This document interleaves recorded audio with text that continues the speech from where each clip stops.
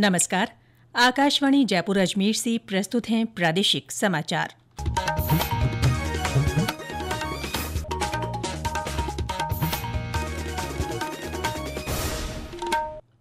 समाचारों के साथ मैं रितिका गुप्ता।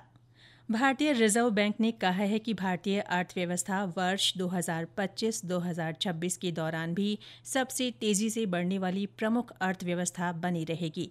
बैंक ने अपनी वार्षिक रिपोर्ट में कहा है कि निजी खपत में बढ़ोतरी, बैंकों और कॉरपोरेट कंपनियों की स्वस्थ बैलेंस शीट, वित्तीय स्थिति में सुधार और पूंजीगत व्यय पर सरकार का निरंतर जोर भारतीय अर्थव्यवस्था में वृद्धि बनाए रखने में सहायक होगा। रिपोर्ट में यह भी कहा गया है कि घरेलू मांग में सुधार, उच्च क्षमता उपयोग, कॉरपोरेट्स और बैंकों की स्वस्थ बैलेंस शीट तथा उपभोक्ता और व्यापार तथा विनिर्माण क्षेत्र में और तेजी आने की उम्मीद है। राष्ट्रपति द्रौपदी मुर्मू ने आज राष्ट्रपति भवन में एक समारोह में 15 नर्सिंग पेशेवरों को राष्ट्रीय फ्लोरेंस नाइटिंगेल पुरस्कार 2025 प्रदान किए। ये पुरस्कार नर्सिंग के क्षेत्र में उनके उत्कृष्ट योगदान के लिए दिया गया है। इस अवसर पर स्वास्थ्य और परिवार कल्याण मंत्री जगत प्रकाश नड्डा, राज्य मंत्री अनुप्रिया पटेल और प्रताप राव जाधव उपस्थित रहे।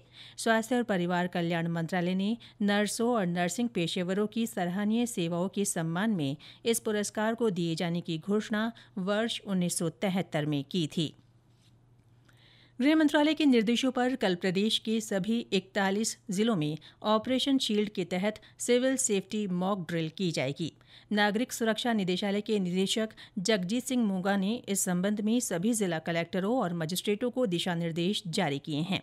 सभी जिलों में मॉक ड्रिल और ब्लैकआउट का अभ्यास कराया जाएगा। शत्रुतापूर्ण हमले के खिलाफ नागरिक सुरक्षा तैयारियों को बढ़ाने के लिए ये अभ्यास किया जाएगा। ऑपरेशन शील्ड के दौरान दुश्मन के विमानों, ड्रोन और मिसाइलों से हवाई हमले, वायुसेना और नागरिक सुरक्षा नियंत्रण कक्षों के बीच हॉटलाइनों को सक्रिय करने से संबंधित अभ्यास किए जाएंगे। शिक्षा विभाग की ओर से आज 5वीं कक्षा का परीक्षा परिणाम जारी कर दिया गया है। जयपुर के शिक्षा संकुल में परिणाम घोषित किया गया। शिक्षा मंत्री मदन दिलावर इस दौरान वीडियो कॉन्फ्रेंसिंग के माध्यम से जुड़े। परिणाम जारी करने के दौरान शासन सचिव कृष्ण कुणाल और निदेशक सीताराम जाट भी मौजूद रहे। गौरतलब है कि ये परीक्षा 7 से 17 अप्रैल तक आयोजित की गई थी। परीक्षा में 13,30,000 से ज्यादा परीक्षार्थी पंजीकृत थे। सिख धर्म के 5वें गुरु और श्री गुरु ग्रंथ साहिब के संकलनकर्ता अर्जन देव जी की शहीदी दिवस पर आज प्रदेश भर में विभिन्न कार्यक्रम आयोजित किए जा रहे हैं। हनुमानगढ़ टाउन स्थित गुरुद्वारा सुखा सिंह मेहताब सिंह में अखंड ज्योति पाठ किया जा रहा है। गुरुद्वारे में रागी जत्थे गुरु गुणों का बखान कर रहे हैं। इससे पहले सुबह नगर कीर्तन निकाला गया। इसमें बड़ी संख्या में लोगों ने भाग लिया। भरतपुर के पाई बाग स्थित गुरुद्वारे को आकर्षक ढंग से सजाया गया है। गुरुद्वारों में अटूट लंगर बढ़ता जा रहा है। मुख्यमंत्री भजनलाल शर्मा ने अपने सोशल मीडिया संदेश में गुरु अर्जन देव जी को नमन करते हुए लिखा कि उनकी अमूल्य शिक्षाएं और आदर्श जीवन सभी को सत्य, धैर्य और धर्म की रक्षा के मार्ग पर चलने की प्रेरणा देते रहेंगे।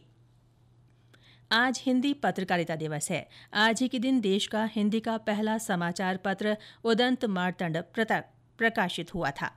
मुख्यमंत्री ने इस अवसर पर प्रदेश के पत्रकारों को शुभकामनाएं दी हैं। एक सोशल मीडिया पोस्ट में उन्होंने लिखा कि हिंदी पत्रकारिता भारतीय लोकतंत्र की आवाज रही है और सामाजिक चेतना, जन जागरण तथा राष्ट्र निर्माण में इसका अतुलनीय योगदान रहा है।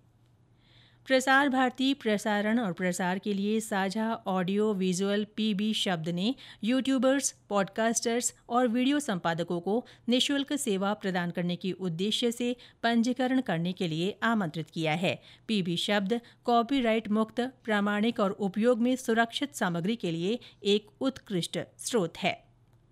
अरब सागर में बने हवाओं के परिसंचरण तंत्र के कारण बन रही नमी भरी हवाओं से प्रदेश में मौसम में बदलाव आया है।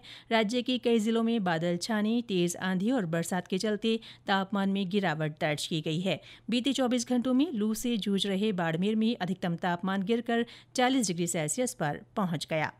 इसके साथ ही प्रादेशिक समाचार बुलेटिन समाप्त हुआ। हमारा अगला बुलेटिन शाम 6:30 बजे प्रसारित होगा। नमस्कार।